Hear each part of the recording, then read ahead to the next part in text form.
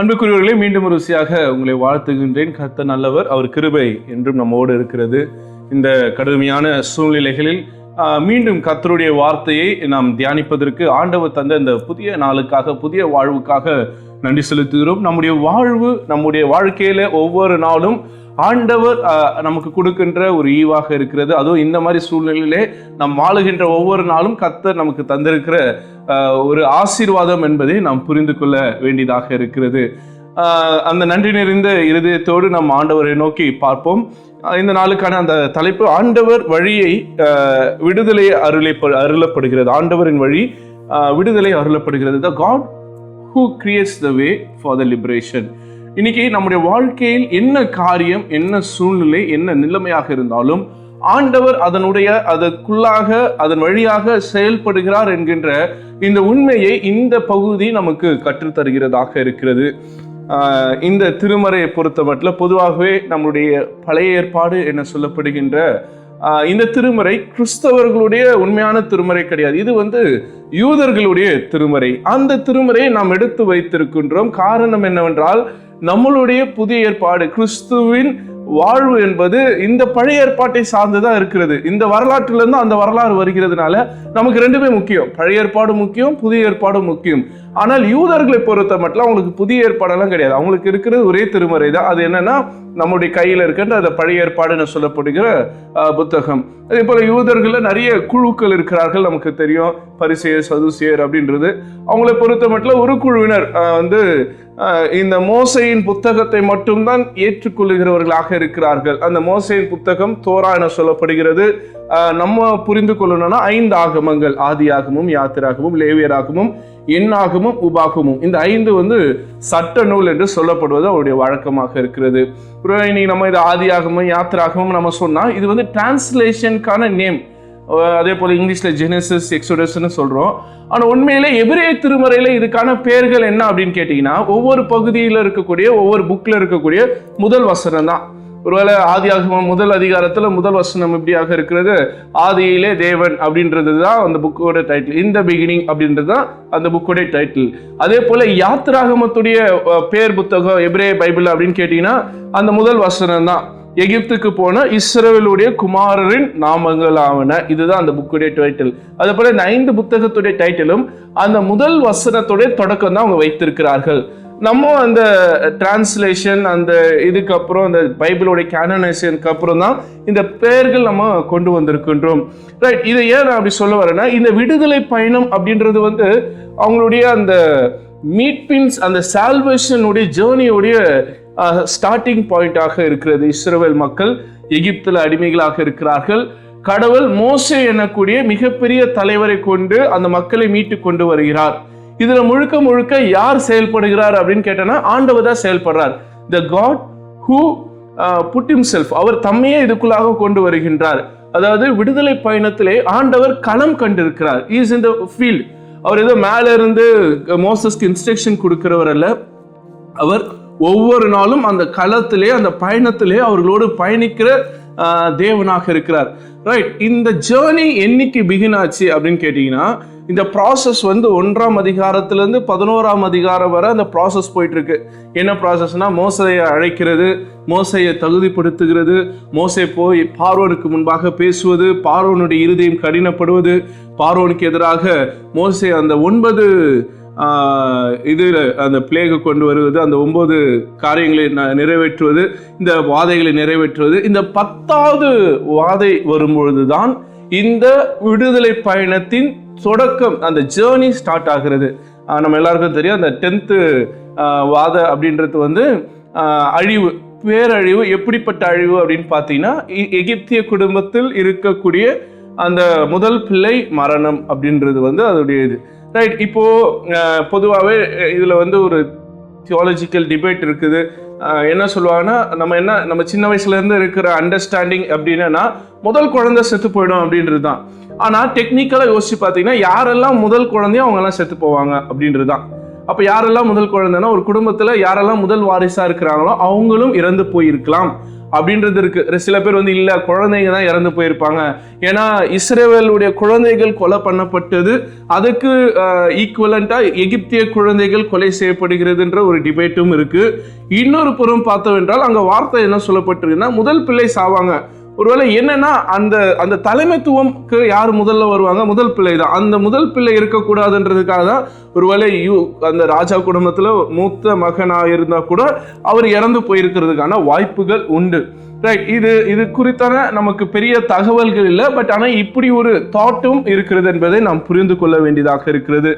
Right, இந்த மீட்பின் திட்டம், இந்த சால்வேஷன் ப்ராசஸ் எதனால் அமைந்தது அப்படின்னு நீங்க கேட்டீங்கன்னா, அவங்க சாப்பிட்ற அந்த உணவினால அப்படின்னு கேட்டா, இல்ல கடவுளினாலா கேட்டா, இல்ல மோசேனாலான்னு கேட்டீங்கன்னா, இது ரொம்ப அழகா நம்ம ப்ரிசைஸா சொல்லணும்னா, the salvation process begins through the blood. அந்த ரத்தத்தின் வழியாக தான் அந்த விடுதலை பயணம், அந்த யாத்திராகமுமே, அவங்களுடைய அந்த மீட்பின் திட்டமே தொடங்குகிறது. அதுதான். அப்ப அந்த ரத்தம் தான் இங்கே ஒரு மிகப்பெரிய ஒரு காரியத்தை செயல்படுகிறது. இப்ப ரத்தம்னா எந்த ரத்தம்? அடிக்கப்பட்ட அந்த ஆட்டுக்குட்டியுடைய ரத்தம் நிலைவாசலில் பூசப்படுவதும், அந்த ஆட்டுக்குட்டியுடைய சாக்ரிஃபைஸ் தான் அங்க நம்ம பார்க்க வேண்டியதாக இருக்கிறது. ரைட், இந்த ஒரு புரிதலோடு இந்த நாளுடைய பகுதிக்குள்ள நம்ம போனோம்னா, இங்க மோசஸ்க்கும் பார்வோனுக்குமான அந்த கான்வர்சேஷன்ஸ் நம்ம பார்த்துட்டே இருக்கிறோம். மோசஸ் வந்து முதல்ல அந்த பாம்பு கொண்டு வருவார், அவங்க ஆட்களும் பாம்பு கொண்டு வருவாங்க. அதாவது மோசஸ் செய்யறதுக்கு ஈக்குவலா அவங்க ஆட்களும் செய்வாங்க. ஆனா ஒரு கட்டத்துல அவங்களால முடியலன்னும் போதுதான் பார்வோன் வந்து ஒரு பேக் சீட் எடுக்கிறாரு. ஒரு பயத்துக்குள்ளாக பார்வோ வருகிறார். ஆனாலும் அவருடைய இருதயத்துடைய கடினப்பாடு. இன்னொரு காரியம் என்னவென்றால், இவங்க கேட்கறது என்னன்னா, நாங்க போய் எங்க தேவனுக்கு ஆராதனை செலுத்தணும் அப்படின்றது. ரைட், ஆனா இவங்களுக்கு அந்த கல்ச்சர் புரியாது. யாருக்கு புரியாதுன்னா எகிப்தியர்கள். ஏன்னா அவங்களுக்கு அந்த அந்த போய் ஒரு இடத்துல போய் கொண்டாடணும் அந்த இதுவே இல்லை. அவங்கள பொறுத்தப்பட்ட அவங்க எல்லாவற்றையும் வணங்கக்கூடியவர்கள், அரசரை வணங்கக்கூடியவர்கள், இப்படி அவங்க இருக்கிறதுனால இந்த சிஸ்டம் ஆஃப் வர்ஷிப் வந்து அவருக்கு புரியல. ஆனாலும் இந்த மக்களை விடுதலை செய்வதற்கு அவருக்கு மனம் இல்லை. காரணம் என்னவென்றால், அவங்களுடைய அதிகாரத்தை காட்ட வேண்டும் என்பதற்காகவும், தங்களுக்கு வேலை செய்ய ஆட்கள் தேவை என்பதற்காக அவர்களை பிடித்து வைத்திருக்கிறார்கள். ஆனால் இந்த மக்கள் அடிமைதனத்தில் இருக்கும் பொழுது இவர்கள் இழந்து போவது தங்களுடைய உரிமை, உணவு, இருப்பிடம், வாழ்வியலுக்கான சூழல். எதுவுமே அவங்களால விடுதலையோடு செய்ய முடியாத ஒரு அடிமையின் வாழ்க்கையை வாழ்ந்துட்டு இருக்கிறாங்க. இப்போ கடவுள் அவர்களுக்கான அந்த விடுதலை வாழ்வை கொண்டு வருவதற்கான திட்டம் தான் இந்த விடுதலை பயணத்தின் திட்டமாக இருக்கிறது. அடுத்தது இந்த 12ஆம் அதிகாரம் 2ஆம் வசனத்தை நாம் வாசிப்போம் என்றால், யாத்திராகமம் 12ஆம் அதிகாரம் 2ஆம் வசனம், இந்த மாதம் உங்களுக்கு பிரதான மாதம், அது உங்களுக்கு வருஷத்தின் முதலாம் மாதமாக இருப்பதாக. இப்போதான் அவங்களுக்கான அந்த யூதர்களுக்கான கேலண்டரை கடவுள் ஃபிக்ஸ் பண்றார். அந்த பாஸ் ஓவர் மந்த்ன்னு சொல்லக்கூடிய அந்த பாஸ்கா மாதம் தான் அவர்களுடைய வருடத்தின் முதல் மாதமாக ஆண்டவர் சொல்றார். அப்போ நாம் என்னைக்கு விடுதலை பெறுகிறோமோ அன்னைக்கு தான் நமக்கு வந்து விடுதலையின் ஆண்டாக, நமக்கு வந்து வருடத்தின் தொடக்கமாக கணக்கிடப்படுகிறது. அப்போ ரொம்ப அழகா யூதர்களுடைய கேலண்டர் எங்க ஸ்டார்ட் ஆகுதுன்னு பார்த்தீங்கன்னா, இந்த பாஸ் ஓவர்ல தான் ஸ்டார்ட் ஆகுது. ரைட், இந்த பாஸ் ஓவர் அப்படின்ற வார்த்தைக்கு நம்ம அர்த்தம் சொன்னா கடந்து போதல். அதாவது எகிப்துல இருந்து யூதர்கள், இஸ்ரவேல் மக்கள் கானானை நோக்கி கடந்து போகிற நிகழ்வு தான் ஒரு பக்கத்துல இதுக்கான மீனிங். இன்னும் சொல்றாங்க, அந்த தேவதூதர்கள் கடந்து போனதே அப்படின்றதையும் இது பண்றாங்க. பட் டெக்னிக்கலா பார்த்தா இவருடைய அந்த விடுதலை பயணத்தின் கடந்து போகுதல் அப்படின்றதான், அதாவது விடுதலை நாட்டுக்குரிய அந்த பயணம் தான் இந்த பாஸ்காவின் அர்த்தமாக இருக்கிறது. இது வந்து மறுபடியும் ஒரு எபிரேய வார்த்தை தான். பாஸ்கா அப்படின்றது வந்து ஒரு எபிரேய வார்த்தையிலிருந்து வந்த ஒரு சொல்லாடல் தான். அப்போ இந்த விடுதலை என்பது அவர்களுக்கு விடுதலையின் மாதமாக அமைகிறது. அவங்க இங்கிருந்து புறப்பட்டு போறாங்கன்றது அது சாதாரண ஒரு பயணம் இல்லை. It's not a common journey. அது வந்து ஒரு மிகப்பெரிய ஒரு ஒரு வரலாற்றின் தொடக்கமாக இருக்கிறது. ஏன்னா இன்னைக்கு இந்த நிகழ்வு நடந்து இயேசு கிறிஸ்துவுக்கு பிறகு நம்ம 2026 இருக்கிறோம். ஆனால் இதே நம்ம கணக்கிட்டு பார்த்தோம்னா இந்த காலகட்டம் எப்போ இருக்கும்னு பார்த்தீங்கன்னா, கிட்டத்தட்ட ஒரு 4000 ஆண்டுகளுக்கு முன்பாக நடக்கக்கூடிய ஒரு வரலாறாக கூட இருந்திருக்கலாம் இதோடைய இது பார்க்கும்பொழுது. அப்போ அந்த காலத்தில் நடந்த ஒரு நிகழ்வை இந்த காலம் வரையிலே நாம் என்ன பண்ணிட்டு இருக்கோம், யோசித்துட்டு இருக்கோம். இதை குறித்து நம்ம ஆலோசனை செய்துட்டு இருக்கோம். நான் நேற்று சொன்னது போல மிகப்பெரிய லிபரேஷன் தியாலஜிக்கு இந்த மூமெண்ட், இந்த கடந்து போதல் நிகழ்ச்சி தான் அடிப்படையாக இருந்திருக்கிறது. நீ ஒரு இடத்துல அடிமையா இருக்கிறனா, நீ அங்க அடிமையாகவே வாழ்வது உன் வாழ்க்கை இல்லை, அதுல இருந்து நீ வெளியே வரணும் அப்படின்றதுதான் கடவுளுடைய திட்டம்ன்றதுதான் இந்த எக்ஸோடஸ் உடைய செய்தி. அப்போ இதுதான் இன்னைக்கு எல்லா லிபரேஷன் தியாலஜிக்கும் அடிப்படையாக இருக்கிறது. யாரெல்லாம் விடுதலை பேசுகிறார்களோ, யாரெல்லாம் ஒடுக்குதலை அப்ரேஷன் குறித்து பேசுகிறார்களோ, அவங்களுக்கு இதுதான் வந்து ஒரு கைட்லைனாக இருக்கிறது, ஒரு ஸ்டார்டிங் பாயிண்டாக இருக்கிறது. எப்படி கடவுள் இஸ்ரேல் மக்களை அழைத்து வந்தாரோ, இன்னைக்கு நம்முடைய வாழ்க்கையும் ஆண்டவர் விடுவித்து நம்மை ஒரு விடுதலை வாழ்வுக்கினராக நடத்துகிறார் என்பதுதான் இதோடைய மைய செய்தியாக இருக்கிறது. இதனுடைய ப்ராசஸ் நமக்கு நல்லா தெரியும். நீ வந்து கிளம்புறதுக்கு முன்னாடி சில காரியங்களை நீ செய்ய வேண்டியதா இருக்கிறது. நீ பழுதற்ற ஒரு ஆட்டுக்குட்டியை நீ என்ன பண்ண வேண்டியது இருக்கு தெரிந்து கொண்டு, ஆட்டுக்குட்டியை வந்து நீ என்ன பண்றோம், அந்த 5ஆம் வசனம் சொல்லுகிறது, அந்த ஆட்டுக்குட்டி பழுதற்றதும் ஆணும் ஒரு வயதுள்ளதுமா இருக்க வேண்டும், செம்மறி ஆடுகளாவது வெள்ளை ஆடுகளாவது அதை தெரிந்து கொள்ளலாம் அப்படின்றாரு. இது காரணம் என்னன்னா, இந்த சால்வேஷன் ப்ராசஸ்ல சாக்ரிஃபைஸ் இல்லாமல் சால்வேஷன் கிடையாது. அதாவது தியாகம் இல்லாமல் ஒரு மீட்பு என்பது கிடையாது. இன்னைக்கு கூட ஏதோ ஒரு போராட்டம், ஒரு விடுதலைக்கான போர் நடைபெறுகிறது என்றால் அங்கே ஒரு தியாகம் நடைபெற்றால் தான் அது நடக்கும். அது போலதான் இந்த விடுதலை பயணத்துடைய, இந்த யாத்திராகமத்தோடைய அந்த ப்ராசஸ்ல பார்த்தீங்கன்னா சாக்ரிஃபைஸ் தேவைப்படுகிறது. குற்றமற்றவருடைய ரத்தம். இது யாருடைய ரத்தம் என்று பார்த்தால் அந்த ஆட்டுக்குட்டியோட ரத்தம். இந்த ரத்தத்தை எடுத்து என்ன பண்ணோம், அந்த நிலைவாசல்களில் பூச வேண்டியது என்று சொல்லியிருக்கிறார்கள். அதனை தொடர்ந்து அங்கே இந்த ஃபீஸ்ட் ஒன்று அரேஞ்ச் பண்ணியிருக்கிறாங்க. நம்ம இந்த நிலைவாசல் நிறைய பேசுவோம், நிலைவாசலில் ரத்தம் பூசினதுனால இவங்க எல்லாம் தப்பிச்சிட்டாங்க, அதெல்லாம் ஓகே. பட் அவங்க செய்யக்கூடிய அந்த ட்ரெடிஷன்ற ஒரு விஷயம் நம்ம யோசித்து பார்க்க வேண்டியதாக இருக்கிறது. அந்த கறியை சமைத்து அதை சாப்பிடணும். அதோட சேர்ந்து அந்த புளிப்பில்லா அப்போ அந்த கீரை இதெல்லாமே ஓகே. அதோட சேர்த்து அவங்க எப்படி சாப்பிடணும்னா, ட்ரெஸ்டா அவங்களுடைய கச்சையை கட்டி கொண்டு, கையில கொம்பை வைத்து கொண்டு, காலில் பாதரட்சியை போட்டுக்கொண்டு அப்படின்னா ப்ரிப்பேர்டா இருக்கணும். ஏன்னா நீ விடுதலை பெற போறன்னு தெரிஞ்சுட்டு நீ வந்து லத்தாஜிக்கா லேசியா உக்காந்துக்கிட்டு இதெல்லாம் செய்ய முடியாது. You need to be prepared. எப்போ ஆண்டவர் புறப்படுன்றாரோ அப்ப இம்மீடியட்டா அந்த அடிமை வாழ்க்கையிலேருந்து கிளம்பணும். அந்த ஒரு ப்ரிப்பேர்னஸ்க்காக தான் இத்தனை குறிப்புகளையும் ஆண்டவர் வைத்திருக்கிறார். நீ ஸ்லிப்பர் போட்டிருக்கணும், இதை சாப்பிடும் போது வேகமாக சாப்பிடணும். அடுத்தது ரொம்ப முக்கியமான ஒரு காரியம், நீ தனியாக சாப்பிடக்கூடாது, நீ சேர்த்துக்கும். உன்னால அதை சாப்பிட முடியல, உன் குடும்பத்தால் அதை சாப்பிட முடியலன்னா 2-3 குடும்பம் சேர்ந்து சாப்பிடுங்க. அப்போ இந்த சால்வேஷன் ப்ராசஸ் நமக்கு கற்றுக் கொடுக்கிறது, மீட்பின் திட்டம் தனி மனிதருக்கானது அல்ல. பொதுவாகவே இன்னைக்கு இருக்கக்கூடிய இந்த கரிஸ்மேட்டிக் ப்ரீச்சர்ஸ் எல்லாம் சொல்றது, கான்சன்ட்ரேட் பண்றது பர்சனல் சால்வேஷனை மட்டும்தான் பேசிட்டு இருக்காங்க. தனியே நீ மட்டும் ரசிக்கப்படு, உன் குடும்பத்தை எவனா ரசிக்கப்படலன்னா பரவாயில்ல. இந்த பாட்டு கூட இருக்கு, நம்ம ஒரு பாடல் பாடுவோம், நான் எல்லாம் இங்கே அழிஞ்சிட்டு இருப்பாங்க, நான் மட்டும் பரலோகத்தில் தங்க ரோட்டில் நடந்து போயின்னு இருப்பேன்னு. இதெல்லாம் வந்து ஒரு மாதிரி சைக்கிக்கான ஒரு மனநிலைமை. ஏன்னா ஒரு மனிதனுக்காக மீட்பு திட்டமே கிடையாது. ஒருத்தனும் கெட்டு போகக்கூடாது என்பதுதான் அவருடைய திட்டம். இங்கே எல்லாருமே அழிஞ்சிட்டு இருப்பான், நான் மட்டும் சந்தோஷமா பரலோகத்தில் இருப்பேன்றதெல்லாம் பார்த்தீங்கன்னா அதெல்லாமே வந்து ரொம்ப மோசமான ஒரு மனநிலைகள். அப்படிப்பட்ட ஒரு இறைகளை இன்னைக்கு இது கரிஸ்மேட்டிக் பாஸ்டர்ஸ் வந்து கொண்டு வந்திருக்காங்க. என்னன்னா ஒருத்தர் மீட்கப்பட்டா போதும், நீ உன் குடும்பத்துல எல்லாம் கெட்டு போனாலும் பரவாயில்ல, அவங்கள பத்தி கண்டுக்காத, இந்த உலகம் எப்படி போனாலும் பரவாயில்ல, இந்த உலகத்தை நீ கன்சிடர் பண்ணாத, உலகெல்லாம் அழிஞ்சுதான் போகணும், ஆனா நீ மட்டும் தப்பிச்சுக்கோ அப்படின்னு சொல்லி அந்த எஸ்கேபிஸ்ட்டை வந்து அவங்க கற்றுக் கொடுத்துட்டு இருக்காங்க. தனி மனிதன் மீட்புக்காக இது கிடையவே கிடையாது, ஒட்டுமொத்த சமுதாயத்தின் மீட்பு தான். ஆண்டவர் இஸ்ரவேல்ல இருந்து ஒரு 2 பேரை கூட்டின்னு வந்துட்டு தான் போதுமே. எப்படி நோவாவை மட்டும் அவங்க ஃபேமிலியை பிரித்து எடுத்துட்டு வந்தாரோ, இங்கே ஒரு ஃபேமிலியை மட்டும் அப்படியே பார்வோனுக்கு தெரியாமல் கூப்பிட்டு வந்திருந்தா அவங்கள வைத்து அந்த லிபரேட்டட் ஜென்ரேஷனை உருவாக்கியிருக்கலாம்ல. அது கிடையாது. இந்த லிபரேஷன் என்பது இட்ஸ் அ கம்யூனிட்டி ப்ரோக்ராம். தனி மனிதன் மீட்பு கிடையாது. ஒருத்தர் மீட்கப்படுறது மட்டும் அவருடைய திட்டம் கிடையாது, எல்லோரும் மீட்கப்படணும். இன்னைக்கு திருச்சபையும் உலக கிறிஸ்துவும் எதுக்காக போராடிட்டு இருக்கு? ஒருத்தர் மீட்கப்பட்டா போதாது கிடையாது, 99 பேர் மீட்கப்பட்டாங்க அப்படின்றது இல்லை, அந்த காணாமல் போன ஒன்று தான் நமக்கு தேவை. அப்போ இது வந்து ஒரு கம்யூனிட்டி வே ஆஃப் சால்வேஷன். அதனால அவர் சொல்றாரு, எல்லாம் சேர்ந்துக்கோ. உன்னால அது தனியா சாப்பிட முடியல, அந்த ஆட்டுக்குத்தியோடைய ரத்தமும் அதோடைய சாக்ரிஃபைஸும் இன்னும் ஒருத்தனுக்கு இதாகி அது வந்து எக்ஸஸா இருக்குன்னா அதை வேஸ்ட் பண்ணாத. சேர்த்துக்கோ, உன்னால முடிஞ்ச மட்டும் மற்றவங்க சேர்த்துட்டு எல்லாருமே இந்த ப்ராசஸ்க்குள்ள வாங்க அப்படின்னு சொல்லி எல்லோரும் இணைப்பது தான் இந்த மீட்பின் திட்டமாக இருக்கிறது. இன்னைக்கு ரொம்ப அழகான ஒரு வெளிப்படுத்தல் இந்த பாஸ்கா பண்டிகையில் இருக்கிறது.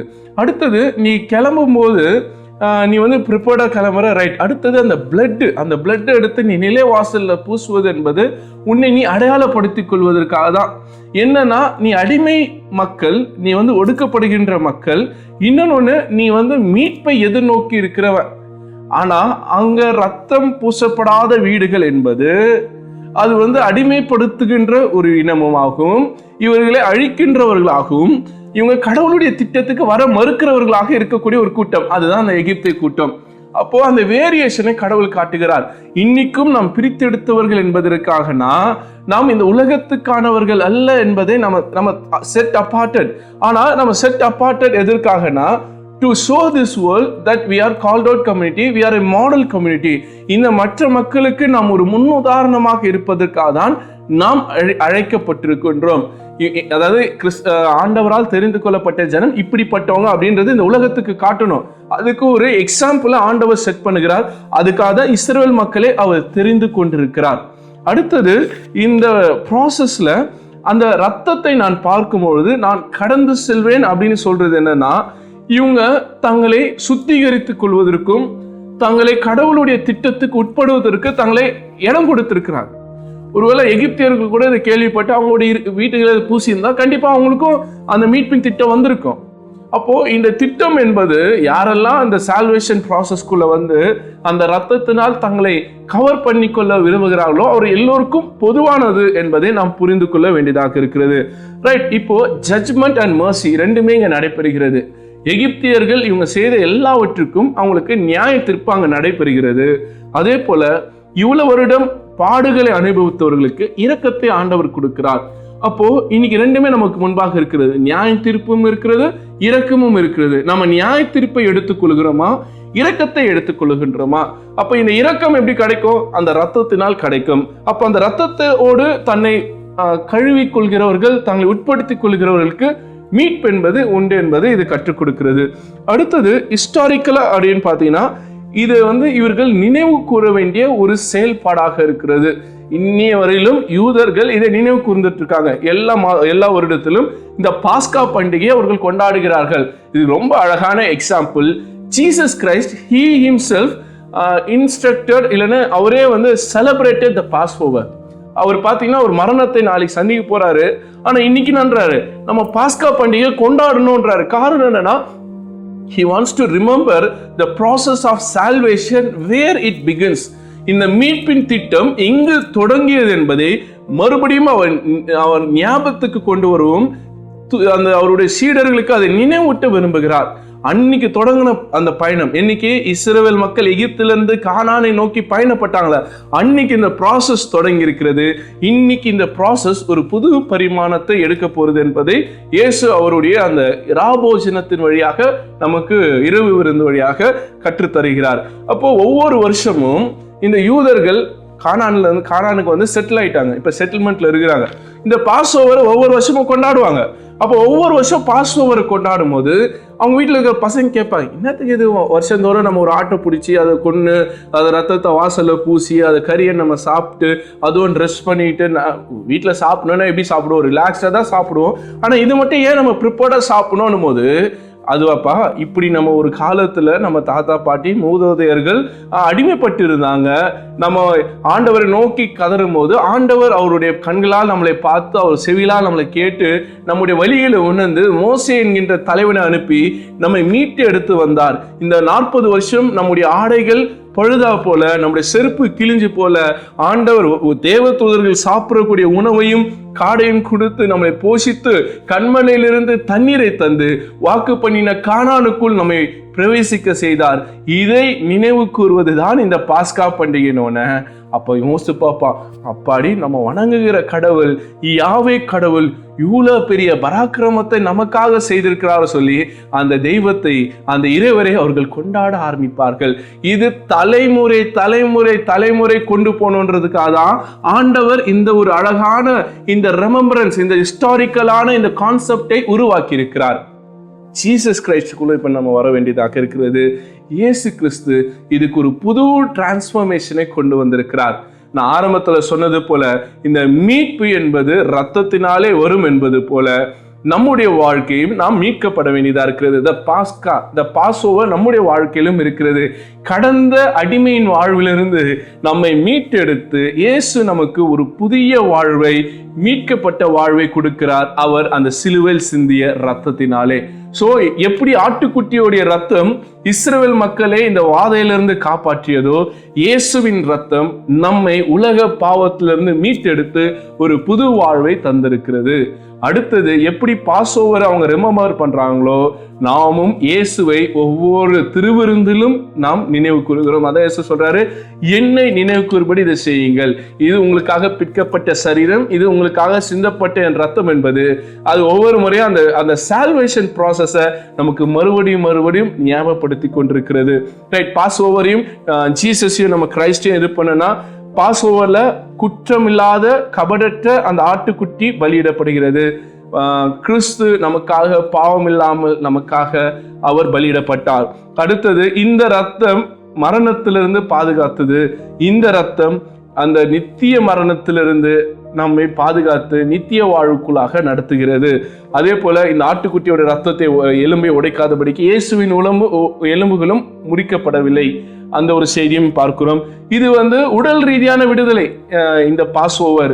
ஆனால் இயேசு கிறிஸ்துவின் திருவிருந்து, அந்த ஹோலி யூக்கரிஸ்ட் நமக்கு ஸ்பிரிச்சுவல் ஃப்ரீடத்தை, ஆவிக்குரிய ஒரு விடுதலை நமக்கு கொடுக்கிறது.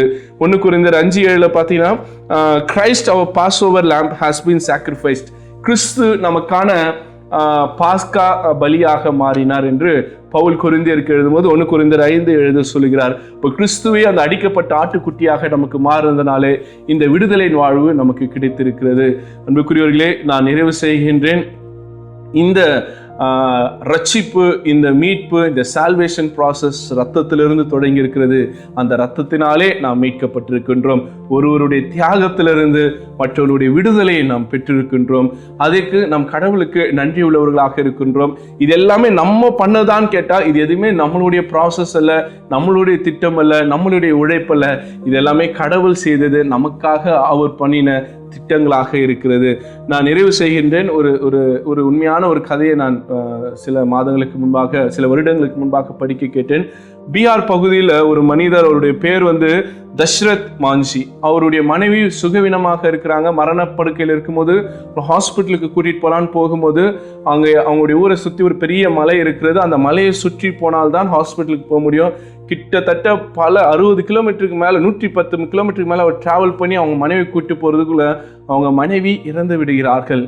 இந்த இறப்பு அவருடைய வாழ்க்கையில மிகப்பெரிய ஒரு தாக்கத்தை ஏற்படுகிறது. அந்த தஷ்ரத் என்ன பண்றாரு, அந்த மனைவியை அடக்கம் பண்ணிட்டு மறுநாளே அந்த மலை கிட்ட போய் அவர் ஒரு சுத்தியோடு, ஒரு கடபாரையோடு அதை தோண்ட, அதை வெட்ட ஆரம்பிக்கிறார். பார்க்குறவங்களால அவரை பார்த்து சிரிக்க ஆரம்பிக்கிறார். மனைவி இறந்து போனதுல இந்த ஆளுக்கு பைத்தியம் பிடிச்சிருச்சு அப்படின்னு நினைச்சு அவரை குறித்து நகைக்க ஆரம்பித்தாங்க. ஆனால் 22 வருஷம் ஒவ்வொரு நாளும் அந்த மலையை வெட்டி வெட்டி வெட்டி கடைசியாக அந்த மலை வழியாக ஒரு வழியை இந்த தனி மனிதன் ஏற்படுத்தினார். அதனால சுத்தி போக வேண்டிய அந்த மக்கள் 15 கிலோமீட்டர்ல அந்த ஹாஸ்பிட்டலுக்கு போக முடிந்தது. அநேக உயிர்கள் காப்பாற்றப்பட்டது. ஒரு தனி மனிதன், அவருடைய மனைவியினுடைய இறப்பு மற்ற மனிதர்களுடைய வாழ்க்கைக்கு ஒரு புதிய நம்பிக்கையை கொடுத்தது. அவர் நினைச்சிருந்தா அதை செய்யாம போயிருக்கலாம். ஆனால் அந்த 22 வருஷ உழைப்பு பல மக்களின் வாழ்வுக்கு மீட்பாக அமைந்தது. அது போல கிறிஸ்துவின் மரணம், கிறிஸ்துவின் பாடு மரணம் நம் வாழ்வின் மீட்புக்கு அடிப்படையாக இருக்கிறது என்பதை நாம் புரிந்து கொள்ள வேண்டியதாக இருக்கிறது. கர்த்தர் தாமே இந்த வார்த்தைகளை நமக்கு ஆசீர்வதித்து தருவாராக.